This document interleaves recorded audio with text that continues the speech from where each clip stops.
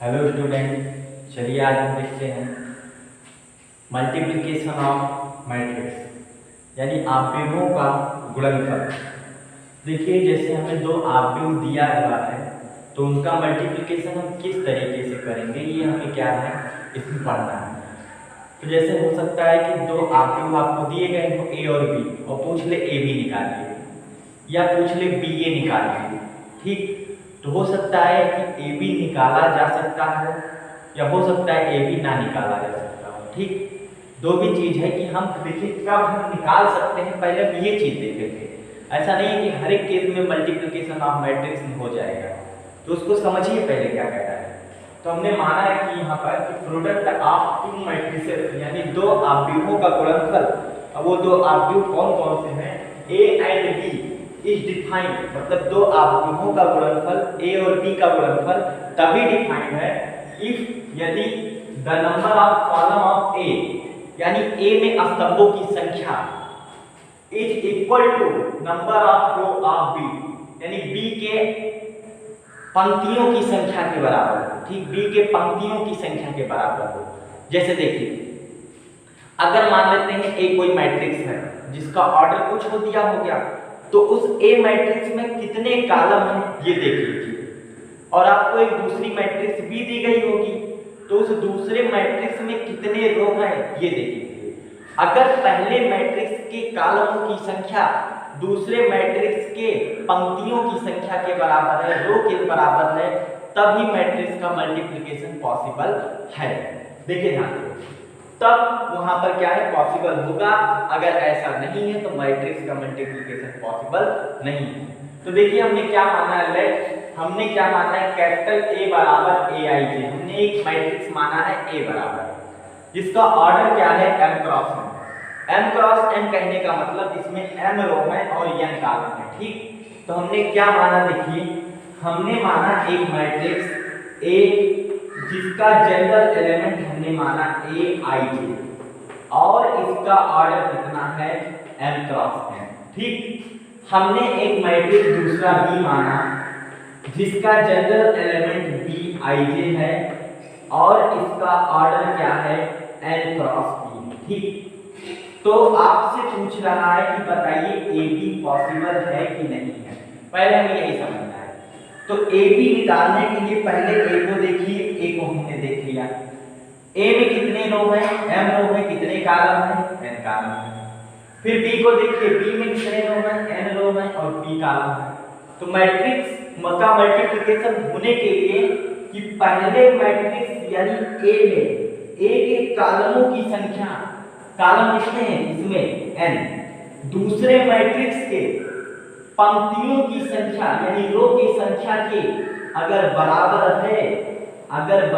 है तभी मैट्रिक्स का मल्टीप्लिकेशन संभव है। तो देखिए इस मैट्रिक्स में नंबर ऑफ कॉलम कितने हैं n, इस मैट्रिक्स में नंबर ऑफ रो कितने हैं n, तब दोनों मैट्रिक्स का मल्टीप्लिकेशन संभव है। ठीक, तब यहाँ पर ए बी निकल सकता है।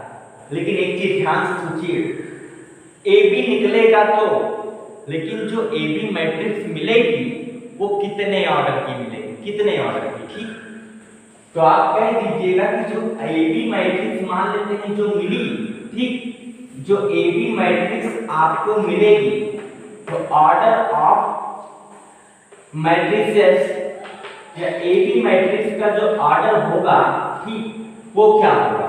तो देखिए ये दोनों तो यहाँ पर सेम सेम मिल जाएगा, बाकी जो बचेगा उसको लिख दीजिए। तो यहाँ पर बच रहा है m, यहाँ पर बच रहा है p, तो यहाँ पे order of matrix A B जो होगा वो कितना होगा, वो होगा m क्रॉस p, यानी ये जो दोनों इधर अंतिम वाले बच रहे हैं वही ऑर्डर हो जाएगा। ठीक, m क्रॉस p की ये मैट्रिक्स हो जाएगी। ठीक, ये इतना। तो अगर ये हो गया कि अगर पहले मैट्रिक्स के कॉलम की संख्या दूसरे मैट्रिक्स की रो की संख्या के बराबर है, तब मैट्रिक्स का मल्टीप्लिकेशन संभव है। फिर आएगा क्या, जो दोनों में सेम है उसको छोड़ दीजिए, m क्रॉस p ऑर्डर की मैट्रिक्स आ जाएगी। ठीक, ये तो यहां तक हुआ। अब इसमें आगे देखिए हमें करना क्या है कि जैसे मान लीजिए अगर इसने कहा होता कि बी ए निकालिए, बी ए। चलिए देखते हैं बी ए क्या होगा। तो बी ए हमें निकालना है, तो बी क्या है, बी आई जे, और ऑर्डर इसका कितना है, देखिए ऑर्डर बी का कितना है, यहाँ पे माने हैं n cross q, n cross q. और ए कितना है, एन, ए जो है ए आई जे, ऑर्डर कितना है एम क्रॉस एन, ठीक, एम क्रॉस एन। तो देखिए अगर हमें बी ए निकालना है तो बी ए निकालने के लिए क्या होगा, बी का पहले मैट्रिक्स बी है, बी में कॉलम की संख्या देखनी है और दूसरे वाले में रो की संख्या देखनी है। अगर दोनों बराबर हैं तो मैट्रिक्स का मल्टीप्लिकेशन संभव है। देखिए यहां पर बताइए रो तो n है लेकिन कॉलम कितने हैं, p, यानी पहले मैट्रिक्स में कॉलम की संख्या यानी p, दूसरे मैट्रिक्स के रो की संख्या यानी m। तो बताइए क्या p और m बराबर हैं, आंसर है नहीं, यानी p जो है वो नॉट इक्वल टू m है, यानी p m के बराबर नहीं है। तो देयरफॉर या since ba is not possible, ठीक, यहाँ पे ba जो है वो संभव नहीं है, या ba can not be determined, यानी ba जो है ज्ञात नहीं किया जा सकता, ठीक। तो ये चीज आप समझ गए होंगे कि कब मैट्रिक्स का मल्टीप्लिकेशन पॉसिबल है, कब पॉसिबल नहीं है। मैट्रिक्स का मल्टीप्लिकेशन तभी पॉसिबल है जब पहले मैट्रिक्स के कॉलम की संख्या दूसरे मैट्रिक्स के रो की संख्या के बराबर होगी, ठीक। आएगा क्या, जो बचेगा यानी पहले मैट्रिक्स का रो दूसरे मैट्रिक्स का कॉलम ही उसका ऑर्डर होगा, ठीक। अब हम एक क्वेश्चन लिख रहे हैं, आपको बताना है कि बताइए कि मैट्रिक्स का मल्टीप्लिकेशन पॉसिबल है कि नहीं, ठीक। मल्टीप्लिकेशन तो हमें करना है लेकिन पहले हम चेक कर लेंगे कि हाँ मल्टीप्लिकेशन किया जा सकता है कि नहीं। नहीं कल कोई क्वेश्चन दे दिया जाए उसमें मल्टीप्लिकेशन ना हो पाए और कहा जाए कि निकालो, तो उसी में आप क्या करें, निकालने में फंस जाए जबकि उसका मल्टीप्लिकेशन संभव ही नहीं है, ठीक। तो हमने क्या माना, a बराबर हम एक मैट्रिक्स मान लेते हैं जिसका एलिमेंट जो है 2 1 4 3 6 9, b बराबर हमने एक मैट्रिक्स माना 2 1 0 3 4 6, ये। तो इसमें ये पूछ रहा है ए बी बताइए ज्ञात किया जा सकता है कि नहीं, ये चीज ए बी निकाला जा सकता है कि नहीं। तो पहले देखिए ए का ऑर्डर कितना है, एक रो, दो रो, तीन रो, तो यानी 3 क्रॉस 2, यानी 3 रो 2 कॉलम है। इसमें देखिए 2 रो और 3 कॉलम है, तो रो क्रॉस कॉलम करके ऑर्डर लिखा जाता है कि 2 क्रॉस 3। तो मल्टीप्लिकेशन ए बी निकालने के लिए पहले मैट्रिक्स का कॉलम यानी पहले मैट्रिक्स का कॉलम यानी 2, दूसरे मैट्रिक्स के रो की अगर बराबर है तो देखिए यहाँ पर 2 जो है वो 2 के बराबर है, तो इसका मतलब ए बी यहाँ से निकल सकता है। तो जो ए बी हमको मिलेगा वो कितने ऑर्डर का मिलेगा, वो 3 क्रॉस 3 ऑर्डर का मिलेगा, ठीक। 3 क्रॉस 3 ऑर्डर का हमको ए बी मिल जाएगा। चलिए एग्जांपल की और बात करते हैं। मान लेते हैं ए बराबर हमने एक मैट्रिक्स लिया 1 2 3 4, तो इसके बाद बी बराबर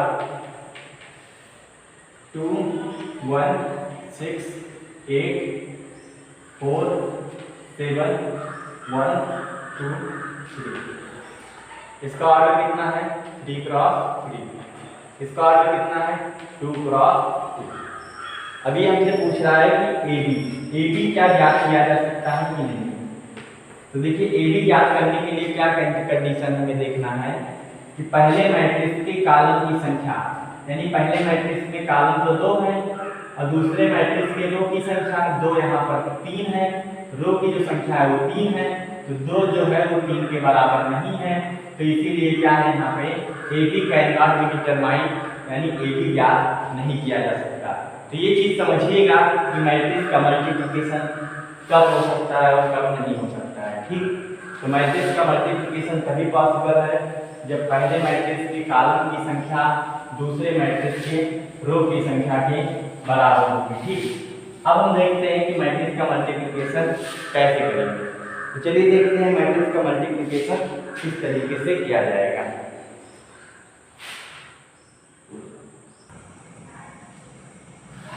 चलिए अगला एग्जाम्पल हम देखते हैं कि किस तरीके से हम इसको सॉल्व करेंगे। ठीक, एक मैट्रिक्स हमें ए दिया गया है, एक मैट्रिक्स बी दिया गया है, तो कह रहा है फाइंड ए बी ज्ञात करिए। ठीक, तो पहले हम ये देखेंगे क्या ए बी निकल सकता है कि नहीं। ठीक, तो देखिए यहाँ से ए का ऑर्डर कितना है, 2 रो है और 2 कॉलम है। ठीक, तो 2 क्रॉस 2, ये इसमें कितने रो हैं, 2 रो हैं और कितने कॉलम है, 3 कॉलम है। तो इसका ऑर्डर हो गया 2 क्रॉस 3। तो देखिए बताया गया कि मैट्रिक्स का मल्टीप्लिकेशन कब संभव होगा, जब पहले मैट्रिक्स का कॉलम यानी ये वाला दूसरे मैट्रिक्स के रो के बराबर होगा। ठीक, यानी दोनों बराबर हैं, तो दोनों बराबर है तो मैट्रिक्स का मल्टीप्लिकेशन संभव है।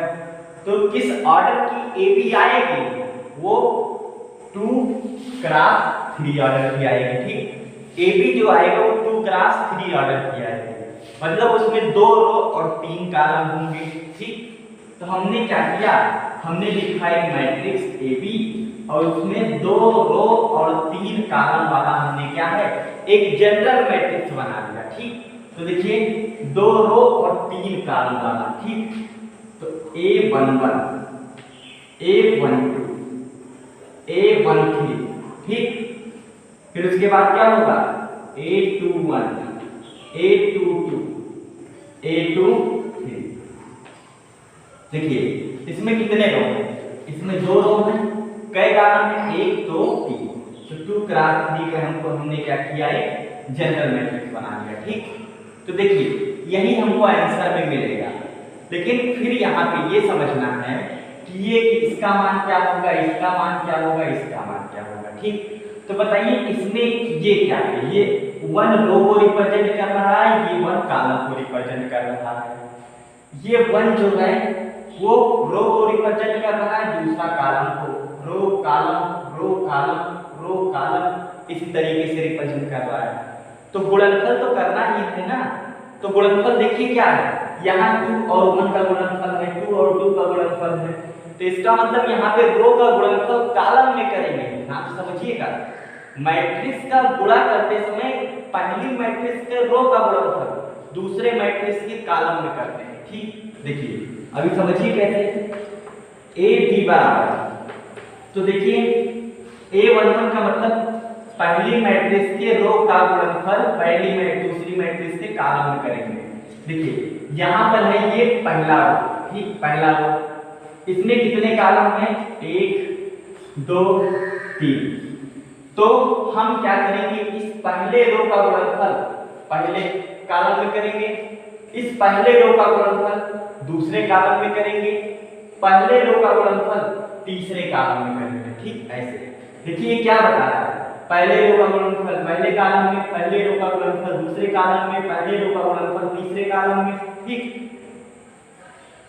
तो हम चलिए करते हैं। और एक चीज ये, जब हम पहले रो का गुणनफल पहले कॉलम में करें तो एक ही एलिमेंट मिलना चाहिए हमें। ठीक, चलिए देखते हैं।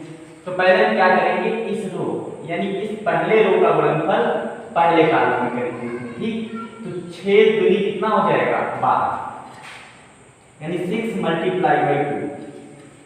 फिर इस 9 का गुणनफल 7 में करेंगे। ठीक, 7 में, तो प्लस लगाएंगे, ध्यान रखिएगा, 7 × में 2, ये हो गया।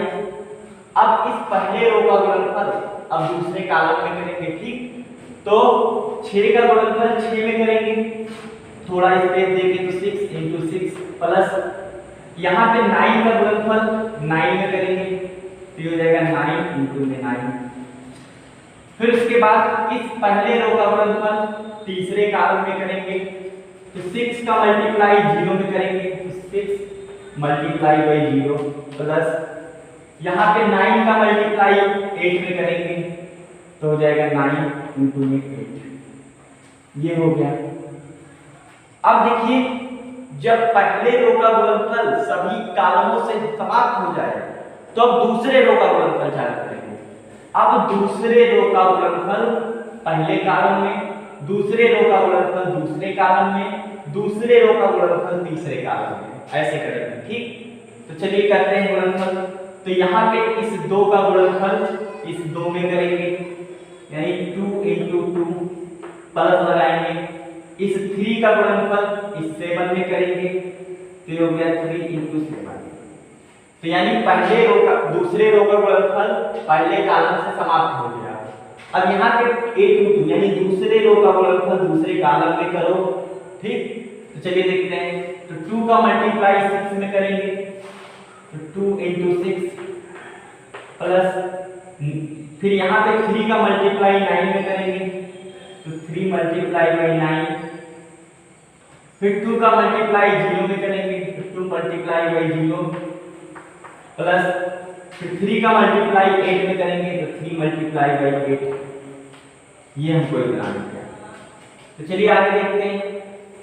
तो 6 2 हो जाएगा 12 और यहाँ पे 14, तो कितना हो जाएगा 12 और 14 कितना हो जाएगा 26। फिर यहाँ पे 36 और 81 कितना हो जाएगा 117। फिर उसके बाद ये 0 हो जाएगा 9 और कितना होगा 72। फिर 4 और 21 कितना हो जाएगा 25। फिर 12 और 27 कितना हो जाएगा 39। फिर उसके बाद 8 3 कितना होगा 24। तो ये हमको मिल गया। ठीक, ये हमको मिल गया ए बी की वैल्यू। तो आप समझ गए होंगे कि गुणनफल कैसे करना है। देखिए, मैट्रिक्स का मल्टीप्लिकेशन तब संभव होगा जब पहले का कॉलम दूसरे के रो के बराबर होगा। गुणनफल कैसे करते हैं? पहले का रो पहले का कॉलम, दूसरे का कॉलम, पहले का रो फिर दूसरे का कॉलम। ठीक, तो रो का गुणनफल कॉलम में करते हैं, ध्यान रखिएगा। ठीक, गुणनफल करते समय पहले मैट्रिक्स के रो का गुणनफल दूसरे मैट्रिक्स के कॉलम में करते हैं, ये चीज ध्यान रखिएगा। चलिए एक आध एग्जांपल और बताया जाएगा। ठीक, तो उससे समझ जाएंगे किस तरीके से मल्टीप्लाई आपको करना है।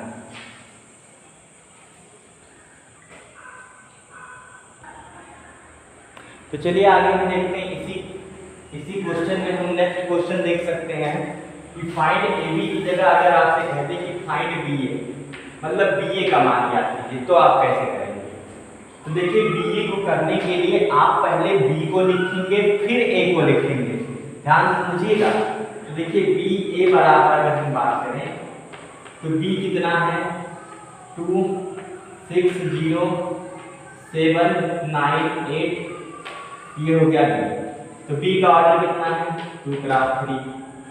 फिर ए की बात करते हैं, ए है 6 9 2 3, इसका ऑर्डर कितना है 2 × 2। देखिए, पहले यहाँ से मैट्रिक्स का मल्टीप्लिकेशन पॉसिबल है या नहीं। ठीक, तो पहले का कॉलम ये 3, दूसरे का रो यानी 2। तो बताइए क्या यहाँ पे 3 और 2 बराबर है? तो आप कहेंगे कि 3 जो है वो ≠ 2 है और 3 ≠ 2 है, तो BA इज नॉट पॉसिबल। ठीक, BA इज नॉट पॉसिबल या कैन नॉट बी डिटरमाइंड। ठीक, तो यहाँ पे आपने देखा क्या कि ए बी संभव तो है, लेकिन कोई जरूरी नहीं है कि BA भी संभव हो। ठीक, तो ये चीज ध्यान रखिएगा। नहीं कल को क्या है, आप रो के गुणा कॉलम में करते जाएं, आंसर भी ले आए, क्वेश्चन भी आपके गलत हो जाए। तो ये चीज ध्यान रखिएगा, मैट्रिक्स का मल्टीप्लिकेशन पॉसिबल नहीं है। चलिए आगे देखते हैं, non कॉम्यूटेटिविटी of multiplication of matrix. मतलब आपने देखा कि जैसे दो आव्यूहों का योगफल क्रम विनिमय नियम का पालन करता है, लेकिन दो आव्यूहों का गुणनफल जो है वो क्रम विनिमय नियम का पालन कर भी सकता है और नहीं भी कर सकता है। ठीक, तो आगे हम बताएंगे कि कौन कौन सी मैट्रिक्स हो तो वो कर जाएगा मल्टीप्लाई, यहाँ पे कॉम्यूटेटिव प्रॉपर्टी को होल्ड।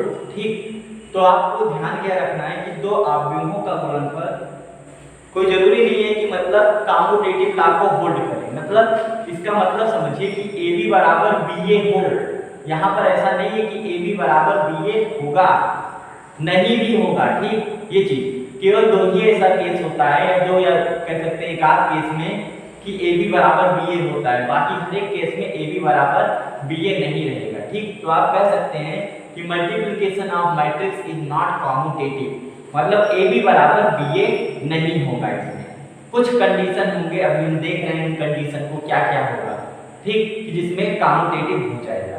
तो अगर आपसे पूछा जाए कि बताइए क्या हर एक केस में मल्टीप्लिकेशन ऑफ मैट्रिक्स कॉम्यूटेटिव होगा, क्रम निर्णय नियम का पालन करेगा, तो आप कहेंगे नहीं। ठीक, बहुत सारे एग्जांपल में देखेंगे आप कि A B not equal to मिलेगा बी ए। ठीक, तो यानी मल्टीप्लिकेशन ऑफ मैट्रिक्स जो है वो क्रम निर्णय नियम का पालन नहीं करता है। ठीक, ध्यान रखिएगा, मल्टीप्लिकेशन ऑफ मैट्रिक्स जो है वो क्रम निर्णय नियम का पालन नहीं करेगा। अब चलिए आगे देखते हैं, चलिए अगला क्वेश्चन देखते हैं क्या कह रहा है। कह रहा है इफ ए बराबर एक मैट्रिक्स दी गई है, बी बराबर एक मैट्रिक्स दी गई है, तो ए बी तथा बी ए ज्ञात कीजिए। इसमें आपको दो अवयवों का गुणनफल निकालना है, ए बी और बी ए बताना है। ठीक, तो चलिए पहले ए का ऑर्डर देख लीजिए। ठीक, ए का ऑर्डर कितना है, 2 रो और 3 कॉलम है। ठीक, तो इसका ऑर्डर कितना हो जाएगा, 2 क्रॉस 3। इसमें कितने रो हैं, 3 रो हैं, 3 रो और 2 कॉलम। ठीक, तो इसका ऑर्डर 3 क्रॉस 2। ठीक, तो ए बी निकालने के लिए पहले ए लिखा होना चाहिए फिर बी, तो यहाँ पहले ए है फिर बी है। ठीक, तो ए बी निकल जाएगा। तो देखिए, तो ए बी निकालने के लिए कंडीशन क्या होना चाहिए कि पहले मैट्रिक्स का यानी ए का कॉलम बी के रो के बराबर होना चाहिए। तो देखिए यहाँ पे पहले मैट्रिक्स के कॉलम दूसरे मैट्रिक्स के रो के बराबर है। ठीक, तो यहाँ पे क्या है, ए बी निकल जाएगा, लेकिन जो ए बी मिलेगा वो 2 क्रॉस 2 ऑर्डर का मिलेगा। ये जो बचे हुए हैं इतने ऑर्डर का हमको ए बी मिलेगा, यानी 2 क्रॉस 2 का। ठीक, तो हम गुणनफल कैसे करेंगे, देखिए इस बार 3 का गुणनफल होगा। इस पहले रो का गुणनफल पहले कॉलम में करना है, फिर इस पहले रो का गुणनफल दूसरे कॉलम में करना है। ठीक, रो का गुणनफल कॉलम में करेंगे। तो चलिए ठीक है, करते हैं। तो देखिए 1 का मल्टीप्लाई 2 में करेंगे। पहले हम क्या करते हैं, इस पहले रो का गुणनफल पहले कॉलम में करेंगे। तो 1 का मल्टीप्लाई हमने 2 में किया, फिर -2 का मल्टीप्लाई 4 में करेंगे। ठीक, ये इसमें हमें गुणनफल करना है, तो -2 का मल्टीप्लाई 4 में करेंगे, तो -2 × में 4। देखिए बीच में प्लस रहता है। ठीक, तो प्लस माइनस माइनस हो जाएगा। फिर यहाँ पे 3 का मल्टीप्लाई 2 में करेंगे। ठीक, तो प्लस में हो जाएगा 3 × 2। अब देखिए ये एक एलिमेंट बना, जब आप एक रो को एक कॉलम से गुणा करेंगे तो एक ही एलिमेंट आएगा, ध्यान रखिएगा। ठीक, फिर ये खत्म हो गया। अब हम क्या करेंगे, इस रो का इस कॉलम में गुणनफल करेंगे। ठीक, इस कॉलम में अब हम गुणनफल करेंगे। तो चलिए ठीक है, हम फिर गुणनफल करते हैं। तो 1 का गुणनफल 3 में करेंगे, तो 1 × 3। फिर -2 का गुणनफल 5 में करेंगे, तो -2 × 5। फिर उसके बाद 3 का गुणनफल 1 में करेंगे, तो +3 × 1। ये हो गया। ठीक, हमने क्या किया, पहले रो का गुणनफल इसके पहले और दूसरे कॉलम से कर लिया। ठीक, अब हम क्या करेंगे, दूसरे रो का गुणनफल करेंगे। ठीक, अब हम दूसरे रो का गुणनफल करेंगे। तो अब हमें क्या करना है, इस दूसरे रो का गुणनफल इसके पहले कॉलम में करना है। चलिए करते हैं। तो यहाँ पे देखते हैं कि किस तरीके से हम गुणनफल करेंगे। तो यहाँ पर ये 2 है, तो चलिए देखते हैं। -4 का मल्टीप्लाई 2 में करेंगे। ठीक, तो -4 × 2 में हो जाएगा 2। फिर 2 का मल्टीप्लाई 4 में करेंगे, तो +2 × 2 में 4। फिर 5 का मल्टीप्लाई 2 में करेंगे, तो +5 × 2। फिर उसके बाद हम क्या करेंगे, इस रो का गुणनफल इस कॉलम में करेंगे। ठीक, इस रो का गुणनफल इस कॉलम में करेंगे। चलिए करके देखते हैं क्या आएगा। तो -4 को मल्टीप्लाई 3 में करेंगे, -4 × 3। फिर उसके बाद 2 का मल्टीप्लाई 5 में करेंगे तो प्लस में 2 × 5। फिर 5 का मल्टीप्लाई 1 में करेंगे तो +5 × 1। ठीक, इतना। चलिए इसको सॉल्व कर लेते हैं, देखते हैं कितना आता है। तो ये हो गया 2 - 8 + 6, ये हो गया। फिर उसके बाद 3 - 10 + 3। फिर यहां देखिए -8, फिर +8, फिर उसके बाद 10, फिर -12 + 10 + 5। ये देखिए 6 और 2 8, 8 में से 8 घटेगा, हो जाएगा 0। 3 3 6, 6 में से 10 घटेगा -4। 8 से 8 कट जाएगा, 10 बचा। और 10 5 15, और 15 में से 12 घटेगा, आ जाएगा 3। तो ये हमको क्या मिला? AB मिला। ठीक, AB। तो हमने यहां से क्या किया? AB मैट्रिक्स को फाइंड कर लिया। अब हम क्या करेंगे? यहां से AB को फाइंड करने के बाद अब हम BA निकालते हैं। ठीक, तो चलिए BA निकालते हैं, देखते हैं BA किस तरीके से मिलेगा। इसको मिटाते हैं।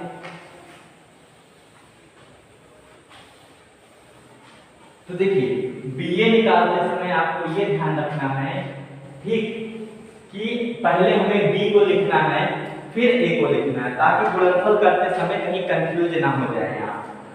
तो चलिए देखते हैं, हम निकालेंगे BA।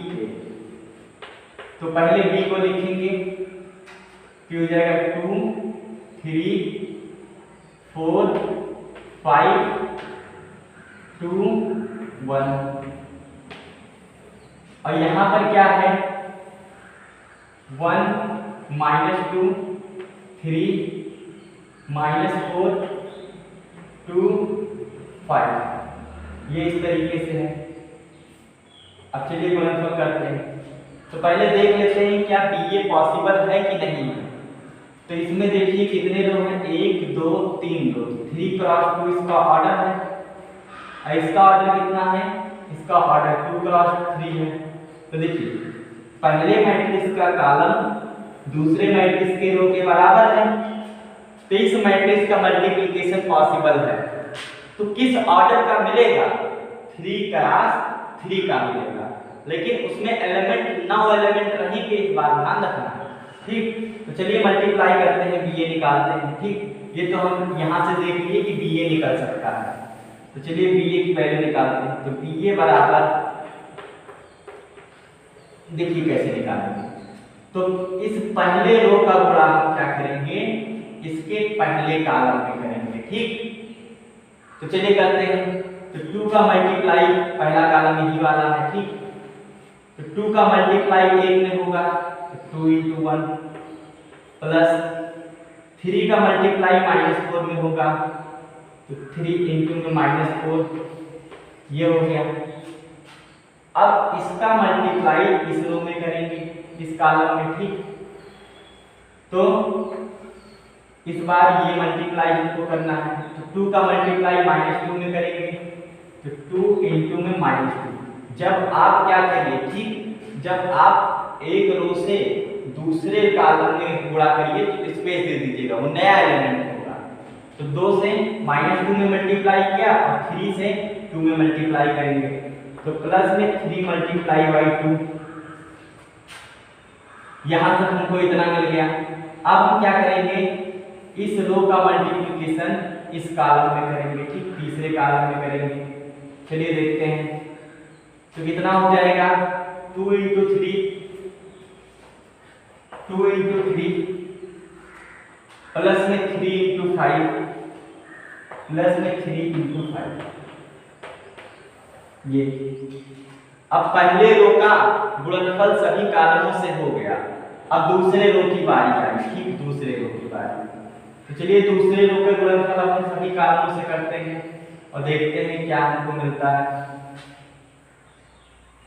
तो चलिए पहले हम इस रो का गुणनफल इस कॉलम से करेंगे।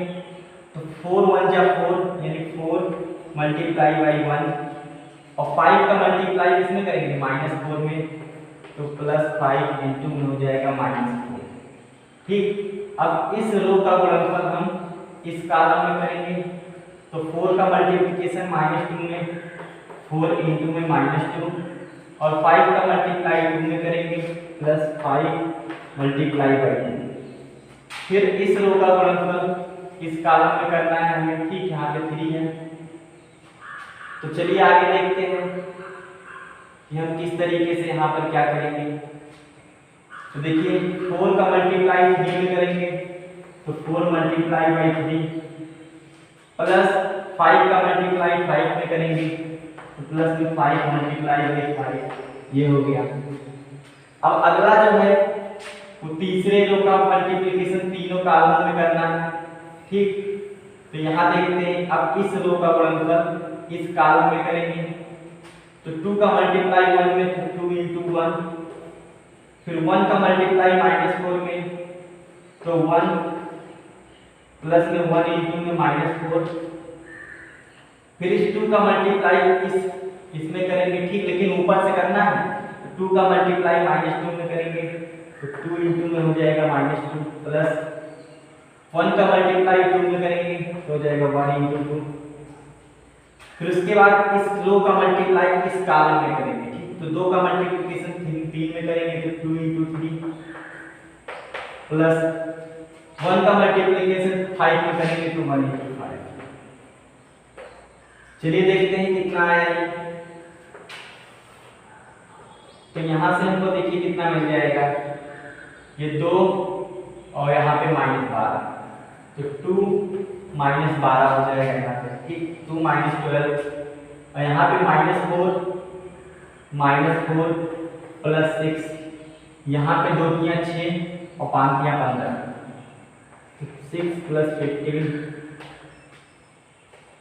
फिर उसके बाद आगे देखते हैं 4 और -20 तो 4 -20, फिर यहाँ पे -8 प्लस 10, -8 प्लस 10, फिर उसके बाद 12 और प्लस 25, 12 प्लस 25, फिर उसके बाद 2 -4,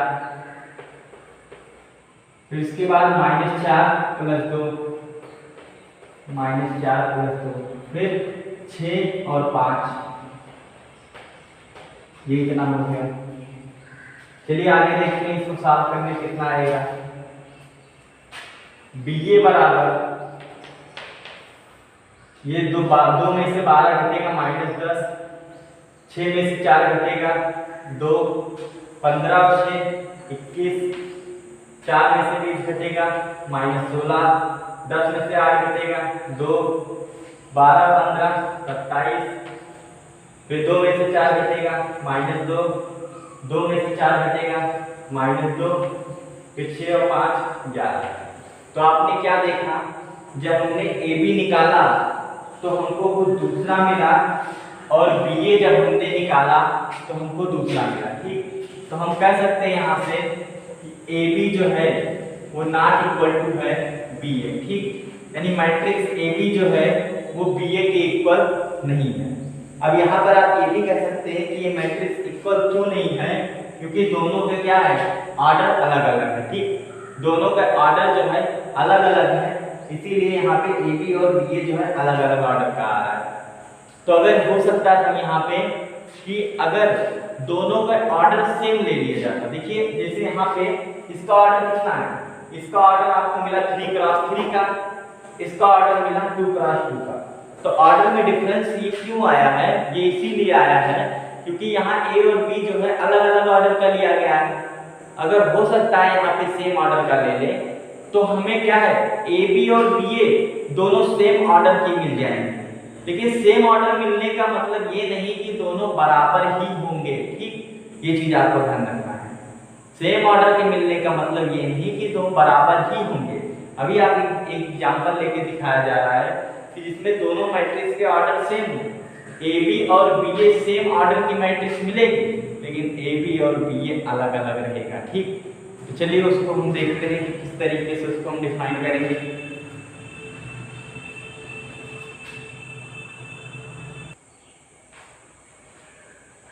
तो इसमें ए बी और बी ए, ठीक, ए बी और बी ए आपने देखा दोनों बराबर नहीं है। तो यहाँ पे देखिए, जैसे यहाँ पे क्या है 25 और 12, 25 और 12 जोड़ने कितना आएगा 37। ठीक, तो यहाँ पे 37 कर लीजिए बस। तो यहाँ पे ये चीज़ आपको ध्यान रखना है कि किस तरीके से हम क्या करेंगे, जोड़ेंगे, किस तरीके से मल्टीप्लिकेशन करेंगे, ये सभी ध्यान रखना है। तो चलिए अब देखेंगे अब नेक्स्ट पार्ट में इसी के आगे से कि किस तरीके से हमें क्या देखना है।